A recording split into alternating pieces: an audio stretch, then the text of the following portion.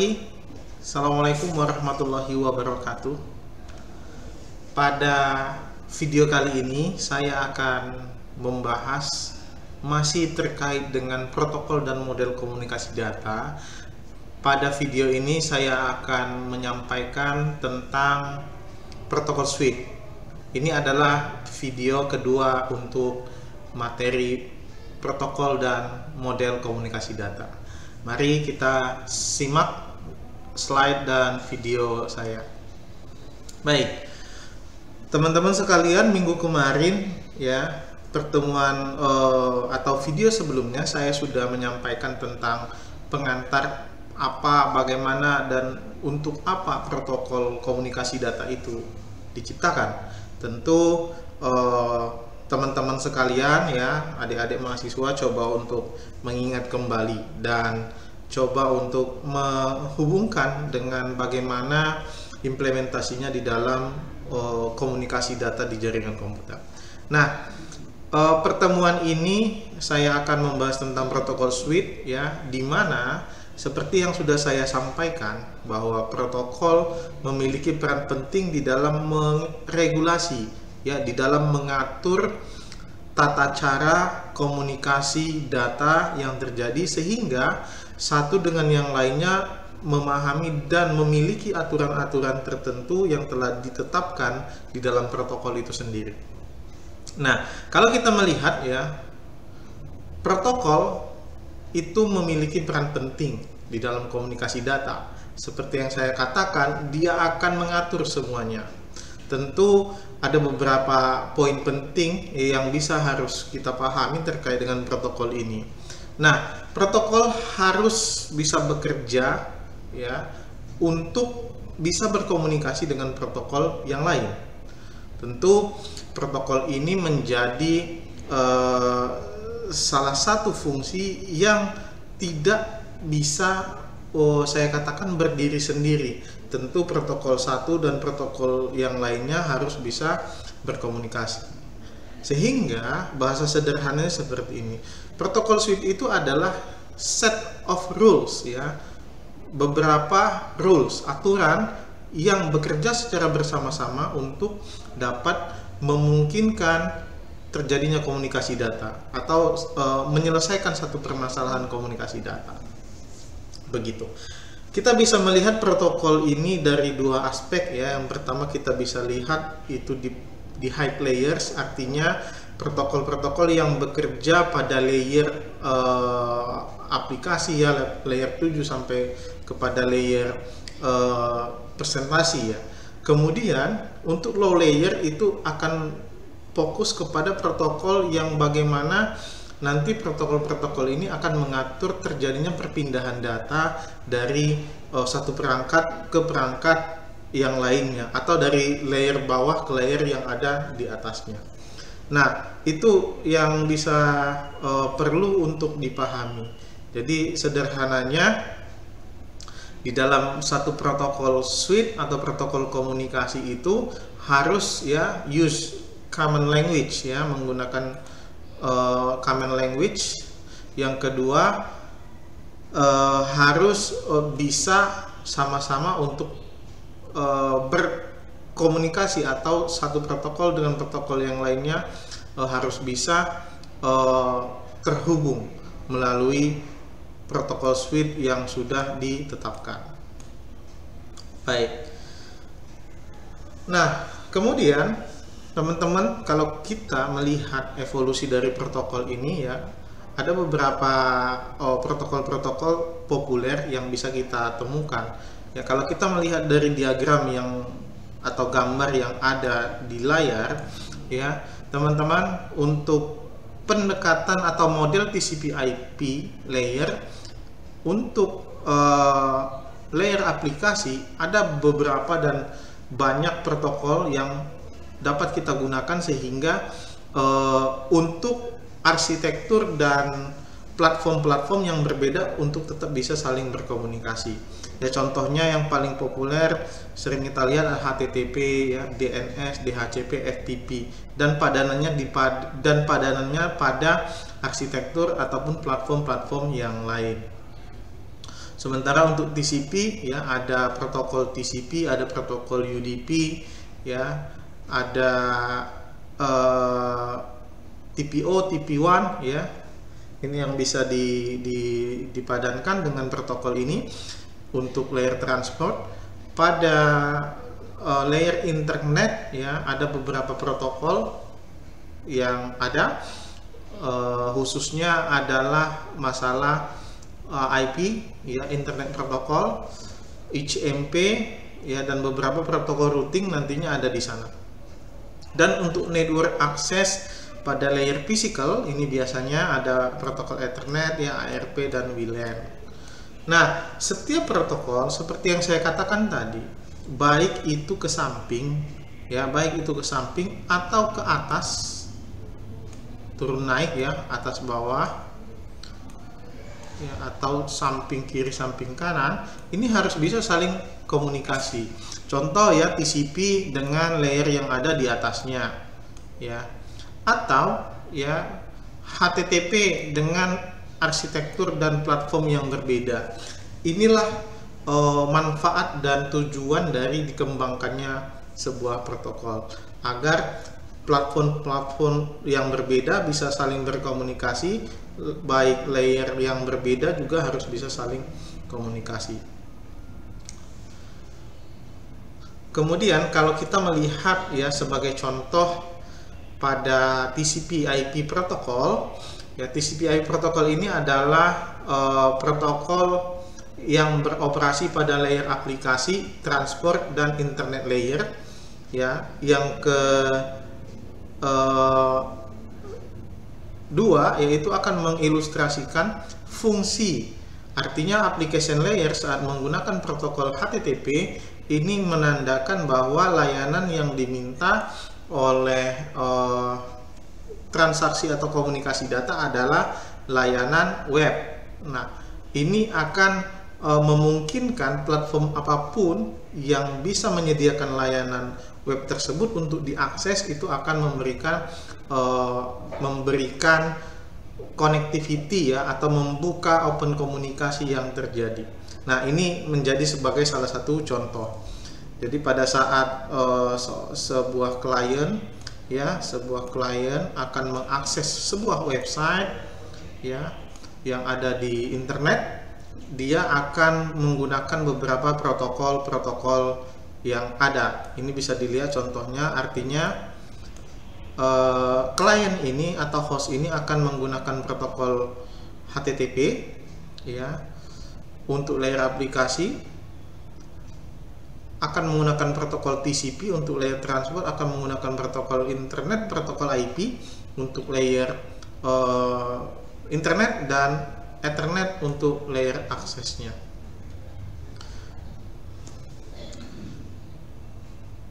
Baik, kemudian ya di sini kita bisa melihat secara detail, secara keseluruhan ya, dengan pendekatan TCP/IP protokol ada 4 layer ya yang menjadi rujukan, dan di setiap layer ini sudah diberikan masing-masing contoh ya. Pada TCP/IP model ya, pada layer application ada DNS system, ada host configuration ya, bisa menggunakan DHCP versi 4, versi 6, dan Slack ya. Ada email ya, ini juga layanan aplikasi. Protokol yang digunakan adalah SMTP, Simple Mail Transport Protocol. Bisa juga ya, ini sepaket ya, POP3 dan IMAP. Sementara untuk file transfer, protokol yang digunakan adalah FTP, SFTP, dan TFTP. Sementara untuk web ya, layanan web itu pakai HTTP, HTTPS, dan REST protokol. Nah, ini semua adalah protokol-protokol yang diciptakan untuk memberikan layanan pada level atau layer aplikasi.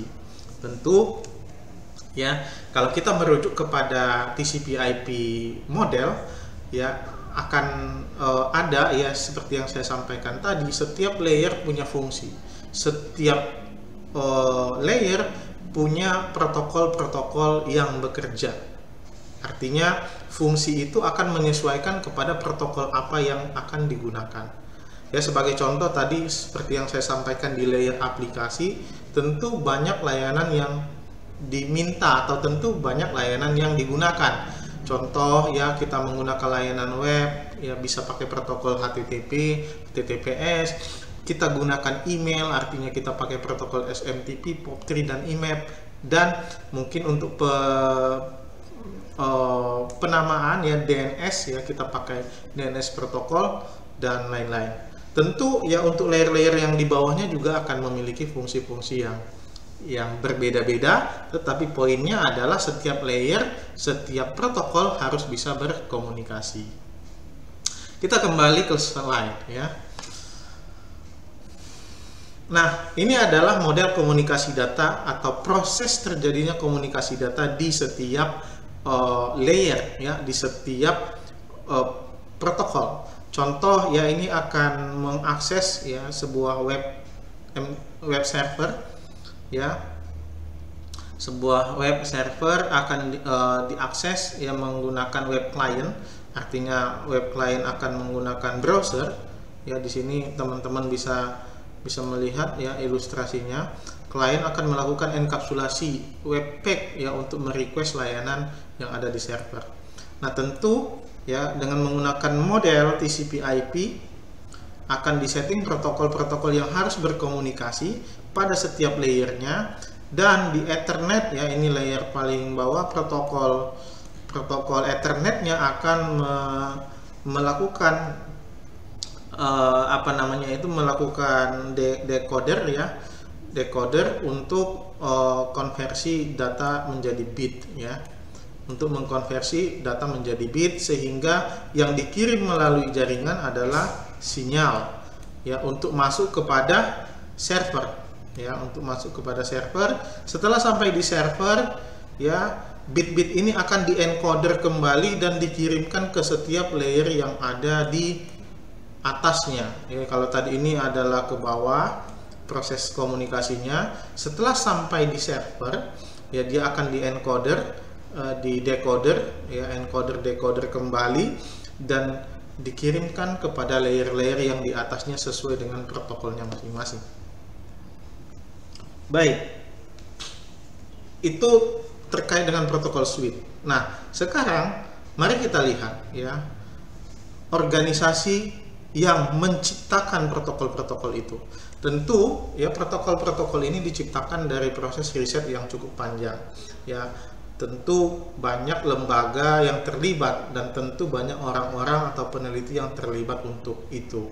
Nah, setiap protokol pasti punya standarisasinya masing-masing, dan setiap standarisasi itu akan dihandle dan dikelola oleh setiap organisasi-organisasi.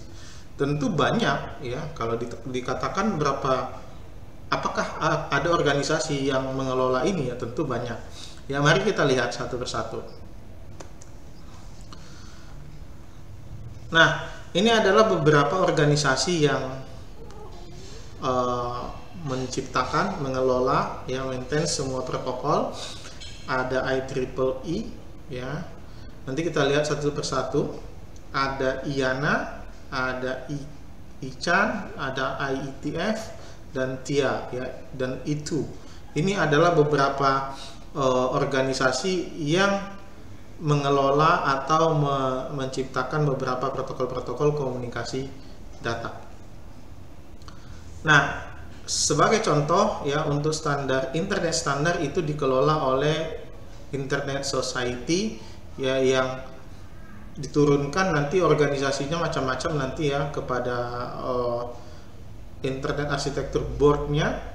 Akan ada IETF ya, Internet Engineering Task Force, dan ada Internet Research Task Force. Ini struktur dari organisasinya bisa dilihat, dan setiap organisasi memiliki tugas dan fungsinya masing-masing ya. Contoh kalau kita menggunakan IETF, ini adalah organisasi yang mendevelop ya, mengupdate dan memaintain internet and TCP/IP teknologi ya. Ini adalah organisasinya Internet Society ya.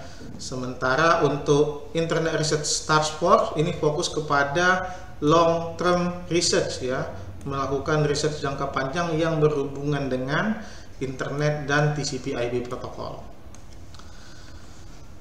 Kemudian ya untuk IANA, Internet Standard juga, ya, ini bertugas untuk menstandarisasi koordinasi IP address allocation, ya, pengalokasian alamat-alamat IP address atau internet protokol, ya. Jadi bisa dilihat di sini ya, IP address allocation, ya. Ini adalah tugas dari IANA. Dan IANA juga menjadi salah satu lembaga yang memiliki authority untuk memberikan atau mengassign alamat IP yang bisa digunakan untuk publik. Termasuk di dalamnya adalah domain, ya, IP dan TCP/IP, TCP/UDP port, ya. Kemudian IEEE, ya, salah satu organisasi yang cukup populer juga. Ini adalah organisasi yang kebanyakan protokol-protokol yang diciptakan di sini akan meng-create standar pada power and energy, ya, pada healthcare, pada telecommunication dan networking. Ya, ini untuk komunikasi, untuk energi juga dan kesehatan. Dan macam-macam, ya, yang lainnya juga ada, ya, IEA, Electronic Industry Alliance, dan TIA. Ini semua adalah organisasi-organisasi yang mendevelop standar komunikasi. Ini khusus kepada radio, ya, seluler, tower, voice, dan lain-lain. Nah, teman-teman sekalian, ini perlu kita ketahui agar arah dari pengembangan protokol itu juga kita bisa dapatkan update-nya. Baik, mungkin